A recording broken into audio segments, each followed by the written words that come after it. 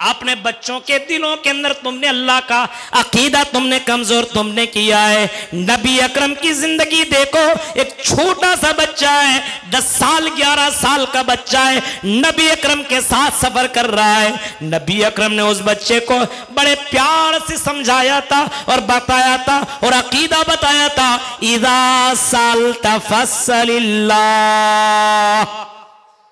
जब सवाल करना तो सिर्फ अल्लाह से करना।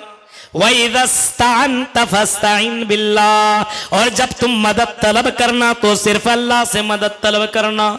ये अकीदा अल्लाह के नबी जनाबे मोहम्मद रसूलुल्लाह छोटे से बच्चे को बता रहे हैं, एक छोटे से बच्चे को सिखा रहे हैं। मेरे भाइयों जरा तसव्वुर करो मेरे भाइयों, हमारे मुसलमानों के अंदर अकीदा की कमजोरी है, अकीदा मजबूत नहीं है, अकीदा बहुत ही ज्यादा कमजोर हो चुका है। मेरे भाइयों अल्लाह के ऊपर तवक्कुल करो, यंसुरुकुमुल्लाह फला गालिब लकुम, अगर अल्लाह तुम्हारी मदद करे तो तुम्हारे ऊपर कोई गलबा नहीं हासिल कर सकता है। अल्लाह तुम्हारी मदद करने लगे और अल्लाह तुम्हारी मदद करे तो दुनिया की कोई ताकत तुम्हारे ऊपर गालिब नहीं आ सकती। वही यखज़ुलकुम फमन ज़ल्लज़ी यंसुरुकुम मिन बादी, और अगर अल्लाह तुम्हें छोड़ दे, अल्लाह तुम्हें छोड़ दे तो दुनिया की तमाम ताकतें मिल करके वही यखज़ुलकुम फमन ज़ल्लज़ी यंसुरुकुम मिन बादी, तो अल्लाह के बाद कौन है जो तुम्हारी मदद करे,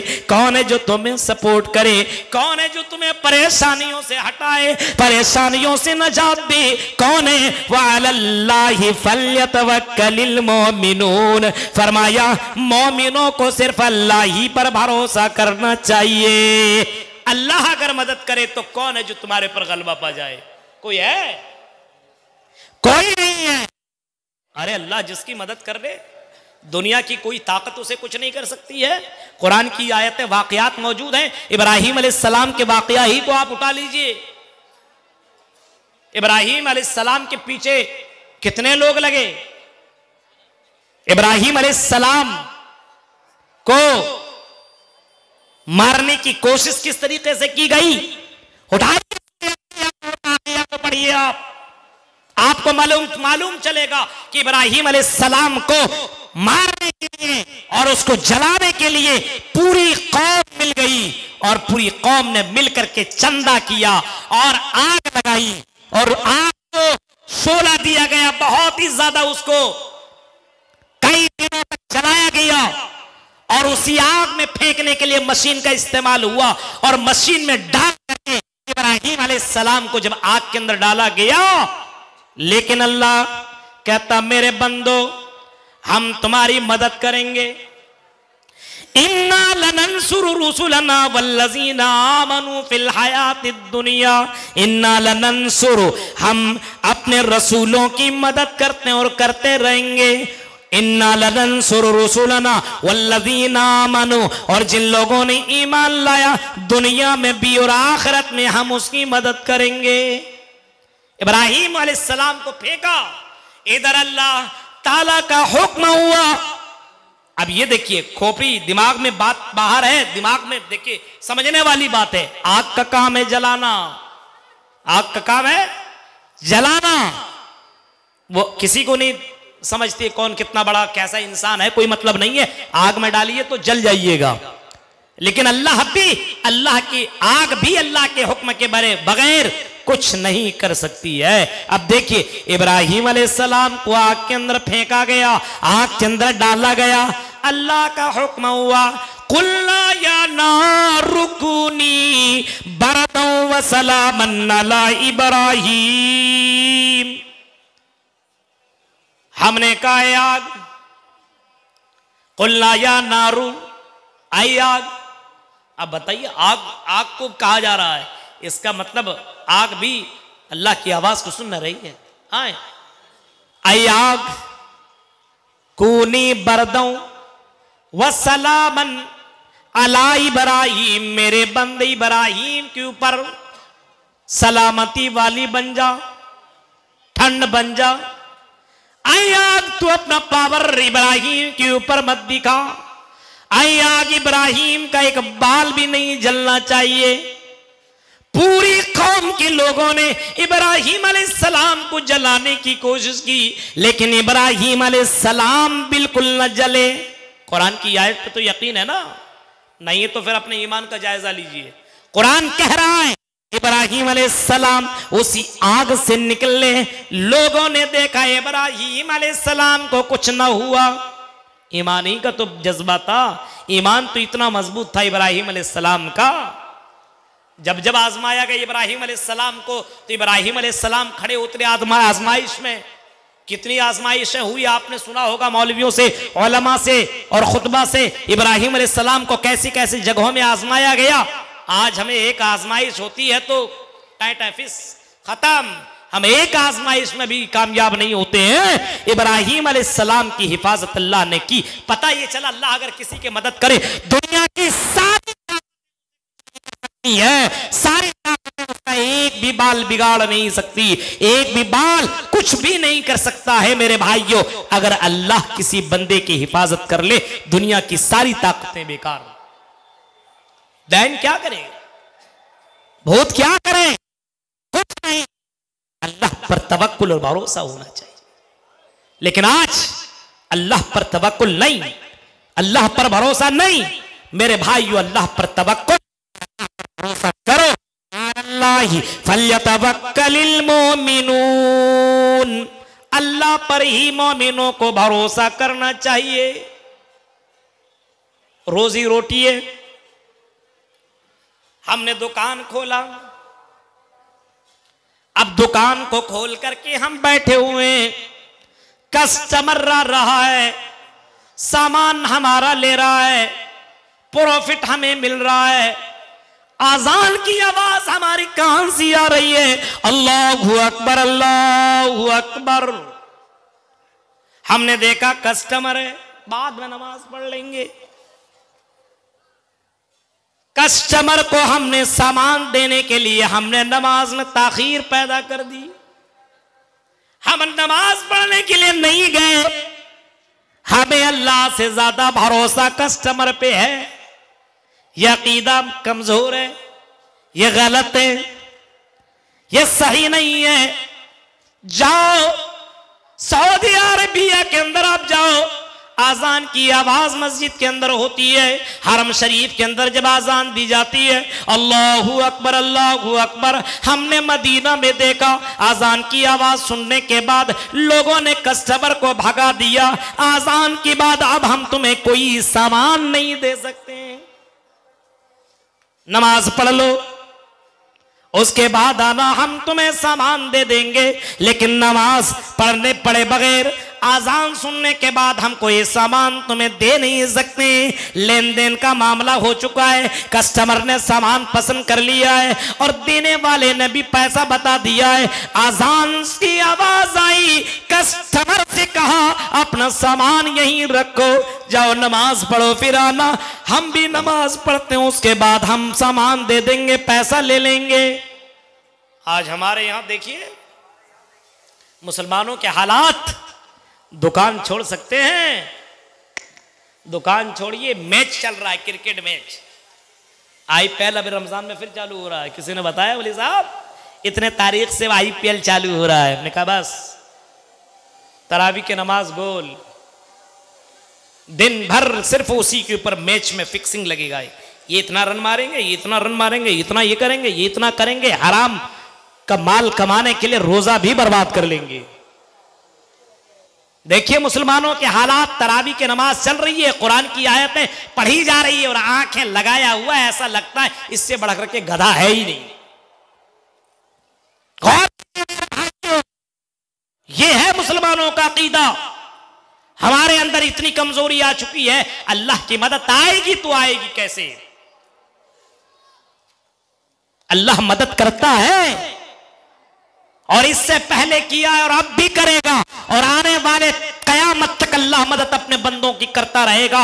यह अल्लाह का वादा है और अल्लाह अपने वादे पे सच्चा है। लेकिन अल्लाह का एक शर्त है, इन कुंतुम मोमिनीन, मोमिन तो बनो। अल्लाह कहता मेरे बंदो, तुम समझते हो कि तुम इतनी आसानी के साथ तुम जन्नत में चल जाओगे? इतनी आसानी के साथ हम तुम्हारी दुआओं को सुन लेंगे, हम तुम्हें नहीं आजमाएंगे, ये तुम्हारी गलतफहमी है। अहासिबन नासु अन युतरकू अन यक़ूलू आमन्ना वहुम ला युफ्तनून वलक़द फ़तन्नल्लज़ीना मिन क़ब्लिहिम। ऐ मेरे बंदो, क्या तुमने ये समझ रखा है कि हम तुम्हें फितने में नहीं डालेंगे, हम तुम्हें आजमाइश में नहीं डालेंगे। ऐ मेरे बंदो, हम तुम्हें आजमाएंगे, जरूर आजमाएंगे, हम तुम्हें आजमाते रहेंगे ताकि पता चले कौन मोमिन है और कौन मोमिन नहीं है, कौन अकीदे में मजबूत है और कौन अकीदे में कमजोर है, कौन अल्लाह के ऊपर तवक्कुल करता है, कौन अल्लाह के ऊपर तवक्कुल नहीं करता है। हम जब तक ये आजमा नहीं लेंगे तब तक हम तुम्हारी मदद नहीं करेंगे। आजमाइश अल्लाह की तरफ हुआ करती है और अल्लाह ताला अपने बंदों को आजमाता है, कभी बेटा दे करके तो, कभी बेटियां दे करके तो, कभी बाज रख करके, कभी दौलत दे करके, कभी अमीर और कभी गरीब बना करके अल्लाह ताला अपने बंदों को आजमाता है। अल्लाह के ऊपर कितना तवक्कुल है, कितना भरोसा है। अल्लाह कहता है मेरे बंदो, मेरे ऊपर अगर तवक्कुल ही करना है तो तवक्कुल सीखना है तो परिंदों से सीखो, चरिंदों से सीखो। ये परिंदे सुबह सवेरे अपने घोंसलों से निकला करते हैं और रात में अल्लाह ताला उनको पूरा पेट भर करके और उनको शिकम शेर करके वो अल्लाह ताला अपने घोंसले में उसको पहुंचाता है, अपने बच्चों के लिए रोजी रोटी लेकर के आता है। ये चरिंद परिंद अल्लाह के ऊपर इतना तवक्कुल किया करते हैं। आई मेरे बंदो, तुम भी इन चरिंदों और परिंदों की तरह मेरे ऊपर तुम तवक्कुल करो। आई मेरे बंदो, हम तुम्हें रोजी देंगे, हम तुम्हें रोजी रोटी देंगे, हम तुम्हारी हिफाजत किया करेंगे, हम तुम्हारी दुआ सुनेंगे, हम तुम्हारी मदद करेंगे। मेरे भाइयों, वादल्लाहुल्लज़ीना आमनू मिनकुम वअमिलुस्सालिहात, अल्लाह का वादा है, हम अल्लाह कहता है मेरा वादा है मोमिनीन के साथ, हम तुम्हारी मदद करेंगे, हम तुम्हें हुक्मरान बनाएंगे, हम तुम्हें खलीफा बनाएंगे, हम तुम्हें बादशाह बनाएंगे। इससे पहले भी हमने लोगों को बादशाह बना रखा है। जैसे हिंदुस्तान के अंदर मुसलमानों की हुकूमत लगभग 900 साल तक मुसलमानों ने हुकूमत की। 800 साल या 900 साल तक मुसलमानों ने इसी सरजमीन हिंद के अंदर हुकूमत की है। हमने अल्लाह की गद्दारी की, अल्लाह की मदद नहीं की। अल्लाह की मदद करोगे तब अल्लाह तुम्हारी मदद करेगा। हुकूमत आई तो आदमी अपने आप में ऐसी इस तरीके से इंजॉय करना शुरू किया। बहुत से बादशाहों के बारे में आप सुने होंगे। एक एक बादशाह लड़कियों का इतना बड़ा रसिया बन गया था, एक एक जैसे सीढ़ियों में वो चला करता था तो हर सीढ़ी में एक जवान लड़की को रखा करता था। इस तरफ मैं जाना नहीं चाह रहा हूं, वाकयात आप समझेंगे मेरे भाई। देखिए अल्लाह हुकूमत कैसे लेता है। एक एक बादशाह ऐसा भी गुजरा है जितने हर सीढ़ी के ऊपर एक एक जवान और खूबसूरत लड़कियों को रख करके उसके साथ किस करके आगे बढ़ता था। मेरे भाइयों, इतना गलत काम करने वाले को हुकूमत अल्लाह ताला कैसे दे सकता है? जुल्म करने वाले को अल्लाह ताला हुकूमत कैसे दे सकता है? ना इंसाफी करने वाले को हुकूमत कैसे दे सकता है? और अपने आप को अल्लाह समझने वाले को हुकूमत कैसे दे सकता है? ऐसे भी बादशाह गुजरा जिसने कहा था कि मुझको सलाम करना है तो झुक करके सलाम करो। ऐसी भी बादशाह गुजरा है। गौर करो, सलाम का तरीका उसने बदल दिया। मेरे भाइयों, हुकूमत आई, सल्तनत आई तो तुम अपने आप को भूल गए कि मैं मुसलमान हूं। मेरे भाइयों, नहीं, हुकूमतें तुम्हें मिलेंगी, सल्तनतें मिलेंगी, लेकिन शर्त यह है इन कुंतुम मोमिनीन, मोमिन तो बनो, इस्लाम वाले तो बनो, ईमान वाले तो बनो। चलो तो लगना चाहिए मुसलमान चल रहा है, खाओ तो लगे मुसलमान खा रहा है, पियो तो लगे मुसलमान पी रहा है, शादी ब्याह करो तो लगे मुसलमान शादी ब्याह कर रहा है। आप देखिए अपने इलाके के अंदर शादी ब्याह लगता है मुसलमान कर रहा है। गैरों का तरीका अपनाया हुआ है, न खाने का ढंग, न पीने का ढंग, न शादी, न ब्याह, न कुछ, न बैठने का, न चलने का, कुछ नहीं। ऐसा लगता है इनके यहाँ इस्लाम का दूर दूर तक का कोई वाबस्ता नहीं है, कोई ताल्लुक नहीं है। मेरे भाइयों, ये हालात हैं, और आज कहते हैं अल्लाह की मदद नहीं आ रही है। अल्लाह की मदद आएगी कब? जब तुम मोमिन बनो। और ऐसा मोमिन क्या चंद पैसों में अपने आप को मत बेचो। जब वोट का मामला होता है तो जिसने पैसा दिया उसी के पीछे मुसलमान भाग गया। मेरे भाइयों, अपने ईमान का सौदा मत कर। ईमान सबसे बड़ी दौलत है। समझ में तुम्हें आज नहीं आ रही है, कल समझ में कयामत के दिन तुम्हें आएगी। ईमान कितनी बड़ी दौलत है। जब इंसान अल्लाह के सामने कहेगा कि अल्लाह, जमीन और आसमान के बराबर हम आपको सोना दे रहे हैं, अल्लाह उसको अता कर दे। और अल्लाह से कहेगा अल्लाह, ये सारे खजाने तू ले ले आसमान और जमीन के बराबर, लेकिन मुझे जहन्नम से बचा। अल्लाह कहेगा नहीं, अगर जहन्नम से बचना है तो ईमान की सर्टिफिकेट लेकर के आओ, ईमान की दौलत लेकर के आओ। आज तो हमें समझ में बात नहीं आ रही है, ईमान कितनी बड़ी दौलत है। मेरे भाइयों, आप वाकयात, पिछले वाकयात को उठाएंगे तो ईमान को बचाने के लिए औरतों ने अपने बच्चे के साथ खोलते हुए गर्म तेल के अंदर कूदना और उसके अंदर डूबना और अपने आप को जलाना गवारा कर लिया, लेकिन ईमान का सौदा नहीं किया। ये वाकयात भी बुखारी शरीफ के अंदर मौजूद है। लेकिन आज मुसलमानों के अंदर ईमान की कमी है, ईमान की कमी है। आज इन कुंतुम मोमिनीन, मोमिन बन जाओ। मुसीबत आए तो अल्लाह से फरियाद तलब करो, इज्जत मिले तो अल्लाह का शुक्र अदा करो, मुसीबत आए तो सब्र करो, अल्लाह के ऊपर तवक्कुल और भरोसा करो।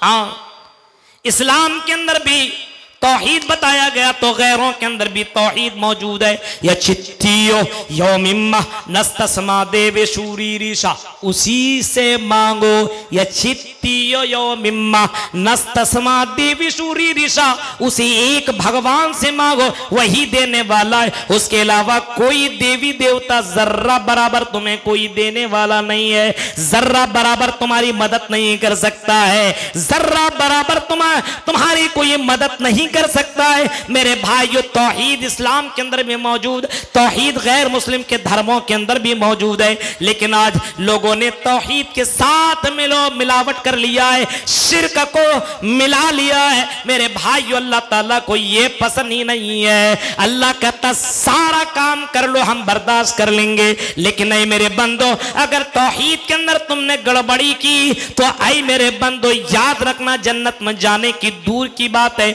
जन्नत की खुशबू भी नहीं पाओगे। इस वजह से अल्लाह के नबी ने कभी फरमाया था अपने सहाबा से, ऐ मेरे सहाबा इन कुतिलता हुर्रिकता, अगर तुम्हें कत्ल भी कर दिया जाए, बोटी बोटी भी कर दिया जाए, ऐ मेरे सहाबा कत्ल करा लेना, अपने आप को जला लेना, अपने आप को बोटी बोटी करवा लेना, लेकिन ना ही मेरे सहाबा अल्लाह के अलावा किसी गैर के सामने सजदा मत करना। तौहीद समझिए आप। अल्लाह की मदद कब आएगी? जब हम मोमिन बनेंगे। हम मोमिन है ही नहीं, एक मोमिन हो गया। अब देखिए, वादल्लाहुल्लज़ीना आमनु मिनकुम वामिलुस्सालिहात, अल्लाह का वादा मोमिनीन के साथ और अमल साले करने वालों के साथ, मोमिनीन के साथ, मोमिनीन के साथ अल्लाह का वादा है, हम तुम्हें हुक्मरानी देंगे, हम तुम्हें खलीफा बनाएंगे, हम तुम्हें बादशाह देंगे। मोमिन तो बनो, ईमान तुम्हारी जिंदगी में होना चाहिए। मेरे भाइयों, रात सुबह करो तो शाम का भरोसा मत करो, लेकिन फिर भी तुम्हारा अकीदा ये होना चाहिए, अल्लाह मुझे कल जरूर खिलाएगा पिलाएगा, और हराम रोजी की तरफ तुम्हारे कदम नहीं बढ़ने चाहिए। आज मुसलमानों के घरों के अंदर देखिए, आज मुसलमान लड़का हराम खोरी के अंदर मुब्तला हो गया है, रिश्ते हलाल के चक्कर में नहीं बल्कि रिश्ते हराम के चक्कर में पड़ा हुआ है। सोचता है कितना जल्दी करोड़पति बन जाऊं, कितना जल्दी लखपति बन जाऊं। आई पैसे के दिलदारों, आई पैसे के लालचियों, ये पैसा तुम्हें जर्रा बराबर काम नहीं देगा। अल्लाह का जब अज़ाब आएगा तो ये पैसा तुम्हें कुछ भी नहीं कर सकता है। आपने कई लोगों का वाकयात आपने सुना होगा, दौलतों का अंबार, पैसे इतना ज्यादा कि कई कई अटैचियों में लेकर के वो जाता है मेडिकल में, हॉस्पिटल में, और डॉक्टर से कहता है कि डॉक्टर मेरा इलाज तो कर दो। डॉक्टर ने उसको चेकअप किया और डॉक्टर ने बताया तुम्हारा इलाज इम्पॉसिबल है, हो ही नहीं सकता है। अरे डॉक्टर साहब क्यों नहीं हो सकता है, मेरे पास तो इतना पैसा है, मेरे पास तो इतनी दौलत है। अरे डॉक्टर कितना पैसा लेना है ले लो, मुझे तुम इस परेशानी से दूर करो। डॉक्टर कहता है आई एम सॉरी, हम तुम्हें बचा नहीं सकते क्योंकि कैंसर का लास्ट स्टेज है, अब तुम बच नहीं सकते हो। वो आदमी, इतना दौलतमंद आदमी, पैसे को आसमान में फेंकता है और कहता हाय रे ऐसी दौलत, हाय रे ऐसा पैसा, हाय रे ऐसी ताकत, और हाय रे ऐसा खजाना, हाय रे ऐसा पैसा किस काम का जो हमारी सेहत दे नहीं सकता है, जो हमें मौत से बचा नहीं सकता है। मेरे प्यारे साथियों, इसी वजह से रिज़्क़ हलाल कमाई कमाने की कोशिश करो, अल्लाह करो, भरोसा करो अल्लाह की जात के ऊपर, अल्लाह के ऊपर अकीदा रखो तो मौमिन बनो। और दूसरा काम तुम्हें क्या करना है, वामिलुस सालिहात, नेक अमल करो, नेक अमल करो। नेक अमल करने वालों की मदद अल्लाह ताला करता है। आज हमारे यहां नेक अमल है, नेक अमल कहां आपको मिलेगा, सब दिखावा है, रियाकारी है। ऐलान किया, जितना ऐलान जब तक ना हो मेरे भाइयों, रियाकारी के तौर पर अगर कोई काम हो रहा, फोटो खींचा जा रहा है, किसी गरीब को पैसा दिया जा रहा, फोटो खींचा जा रहा है, सोशल मीडिया पे डाला जा रहा है, हमको सबसे बड़ा सखी समझे, सबसे बड़ा देने वाला समझे, सबसे बड़ा अमीर समझे, ये रियाकारी अल्लाह ताला को बर्दाश्त नहीं है। नमाज जैसी इबादत भी अगर तुम करो और नमाज जैसी इबादत के अंदर अगर रियाकारी हो तब भी अल्लाह ताला को बर्दाश्त नहीं है। मन सल्ला युराई फकद दस्तक फरमाए, जिसने दिखावे के लिए नमाज पढ़ी उसने भी शिरक किया, दिखावे के लिए रोजा रखा उसने भी शिरक किया। वमन तसद्दक़ युराई फकद अशरक, और जिसने दिखावे के लिए सदका किया तो उसने भी शिरक किया। मेरे प्यारे साथियों, तसव्वुर करो इबादत के अंदर खुलूस नहीं है, इबादत के अंदर खुलूस नहीं है, रियाकारी है, और वो इबादत अल्लाह ताला के यहाँ एक्सेप्ट नहीं है, अल्लाह के यहाँ रिजेक्ट मानी जाती है। उस इबादत को अल्लाह ताला रिजेक्ट कर देता है जिस इबादत के अंदर खुलूस नहीं है, इखलास नहीं है, जिसके अंदर दिखावा है। इसी वजह से किसी भी इबादत की कबूलियत के लिए 3 शर्तें जरूरी है। किसी भी इबादत के लिए, किसी भी नेकी की कबूलियत के लिए 3 शर्तों का पाना जरूरी है। एक तो यह है कि ईमान वाला हो। गैर मुस्लिम कितना भी इबादत कर ले उसकी इबादत थोड़ी काबिल कबूल होती है, दुनिया में उसका बदला मिल जाता, मरने के बाद थोड़ी कुछ मिलेगा। गैर मुस्लिम भाई पानी वगैरह नहीं पिलाते हैं। गर्मी के महीने में आप देखिए स्टेशनों के अंदर गैर मुस्लिम हजरात भी पानी पिलाते हैं, ठंड के महीने में वो भी कंबल बांटते हैं। ये इबादत, ये नेकी का काम नहीं है। लेकिन क्या इसका सवाब मरने के बाद उसको मिलेगा? नहीं। क्यों? क्योंकि उसने ईमान नहीं लाया है। इस वजह से तो किसी भी इबादत के लिए 3 शर्तों का होना जरूरी है कबूलियत के लिए। कौन सा? पहला, ईमान का होना, ईमान जरूरी है। दूसरा, उस इबादत की कबूलियत के लिए, उस नेकी की कबूलियत के लिए, उस अमल की कबूलियत के लिए दूसरा शर्त है इखलास, रियाकारी ना हो, दिखावा ना हो। आप चंदा 1-1 लाख रुपया दे दीजिए, 2-2, 10-10 लाख दे दीजिए, लेकिन अल्लाह के लिए नहीं दे रहे हो। दुनिया में तो बड़े माने जाओगे, मरने के बाद कोई फायदा नहीं मिलेगा। इस वजह से जितना भी दीजिए अल्लाह के लिए, सिर्फ अल्लाह को खुश करने के लिए। ठीक है, मदरसों की हिफाजत करना बहुत बड़ी बात है, मदरसों को दान पान करना बहुत बड़ी बात है मेरे भाइयों, लेकिन इखलास पैदा कीजिए। इखलास नहीं है तो काम खत्म। और तीसरा शर्त है वो काम जनाबे मुहम्मदुर रसूलुल्लाह के तरीके पे हो। नबी के तरीके पे अगर ना हो नमाज जैसी इबादत, तो वो नमाज भी काबिल कबूल नहीं, रिजेक्ट हो जाएगी। इस वजह से फरमाया सल्लू कमा रायतुमूनी मुसल्ली, नमाज पढ़ो तो वैसे पढ़ो जैसे तुमने मुझे नमाज पढ़ते हुए पाया है, नमाज पढ़ते हुए देखा है। अब नमाज जोहर की नमाज 4 रकात है, नमाज ही तो है मौलवी साहब, मुझे कहीं जाना ही नहीं है। अब 4 रकात की जगह 6 रकात नमाज पढ़ लो। मेरे भाइयों, वो नमाज आपकी रिजेक्ट मानी जाएगी, क्योंकि उस नमाज के ऊपर जनाबे मोहम्मद रसूलुल्लाह का मोहर नहीं है, नबी की मोहर ना हो तो मेरे भाइयों वो इबादत भी काबिल कबूल ना होगी। इस वजह से अमल साले के लिए 3 शर्तों का होना जरूरी है। ईमान का होना, हम इसी तरीके से इखलास का होना, और इसी तरीके से नबी अकरम के तरीके पे होना जरूरी है।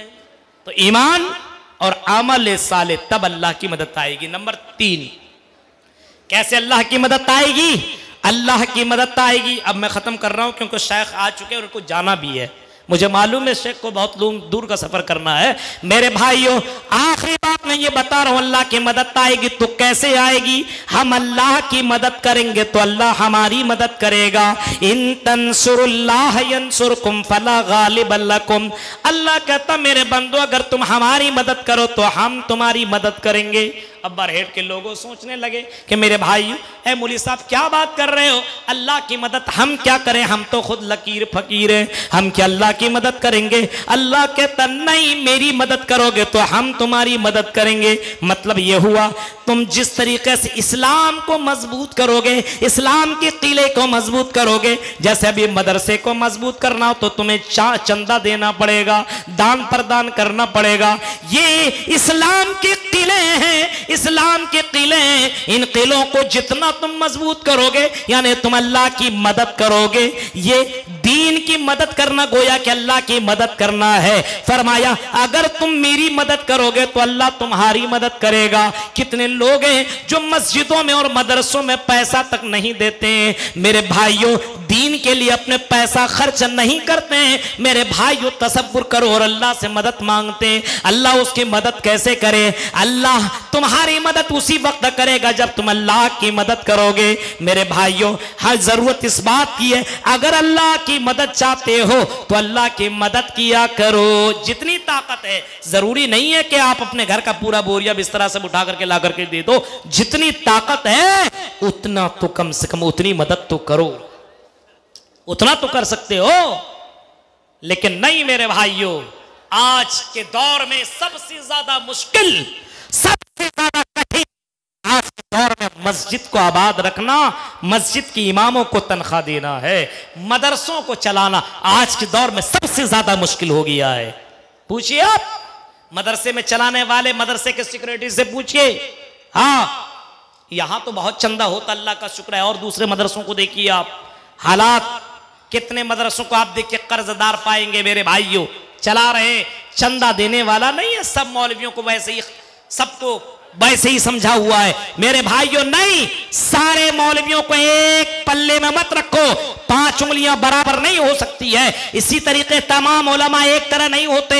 अल्हम्दुलिल्लाह, ये बरहेट का मदरसा भी ऐसे ही है। अल्लाह का शुक्र है, कितने सालों से, अभी 100 साल प्रोग्राम पिछले साल हुआ ना, 100 साल से उलमा की कुर्बानियां, मेरे भाइयों यूं ही ये कुर्बानियां नहीं दे रहे हैं।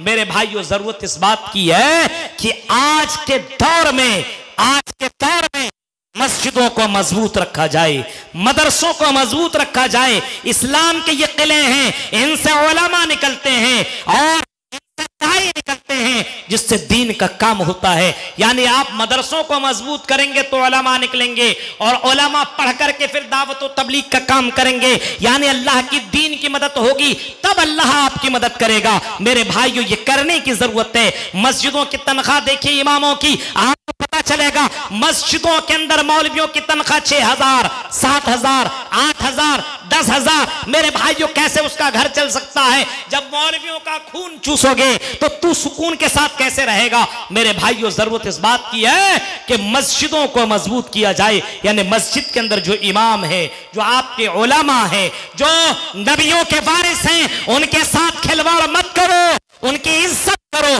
मेरे भाइयों, वो नबियों के वारिस हैं, अल उलमा वरसतुल अंबिया हैं, इनकी हिफाजत जरूरी है। आज के दौर में सबसे कीमती सरमाया ये उलमा हैं, इनकी हिफाजत कर लो, वरना 10 साल के बाद आपको एक मौलवी नजर नहीं आएगा, निकाह पढ़ाने वाला आपको मौलवी नहीं मिलेगा, जनाजा पढ़ाने वाला आपको उलमा नहीं मिलेंगे। क्यों? कि आपने उसको हकीर समझा है, उसको आपने जलील किया है, उसको रुस्वा किया है। आज आदमी अपने बच्चे को गलत जगहों पे भेज देते। मौलवी साहब हम अपने बच्चे को मौलवी नहीं बनाएंगे, ये तुमने बनाया है। मेरे भाइयों, अपनी जिंदगी के अंदर ये सारी चीजों के अंदर चेंजिंग करो, तब्दीली करो, तब अल्लाह की मदद आएगी। मेरे भाइयों, ये 1 घंटे की चंद अहम बातें मैंने आपके सामने रखी है, इस उम्मीद के साथ शायद कि उतर जाए तेरे दिल में मेरी बात। रब्बुल आलमीन से दुआ है, रब्बुल आलमीन जो बातें बताई अल्लाह, अल्लाह कहने वाले को भी, सुनने वाले को भी अल्लाह सबको अमल करने की पूरी पूरी तौफीक अता फरमा। रब्बुल आलमीन हमें किताब और सुन्नत के मुताबिक जिंदगी गुजारने की तौफीक अता फरमा। जिस तरीके से ईमान लाना चाहिए वैसा ईमान लाने की तौफीक अता फरमा। अमल सालेह करने की तौफीक अता फरमा। रियाकारी से बचा, खुलूस अता फरमा, और इसी तरीके से हमें दीन की मदद करने की तौफीक अता फरमा। आमीन। व आखिर दावाना अल्हम्दुलिल्लाहि रब्बिल आलमीन। वस्सलामु अलैकुम व रहमतुल्लाहि।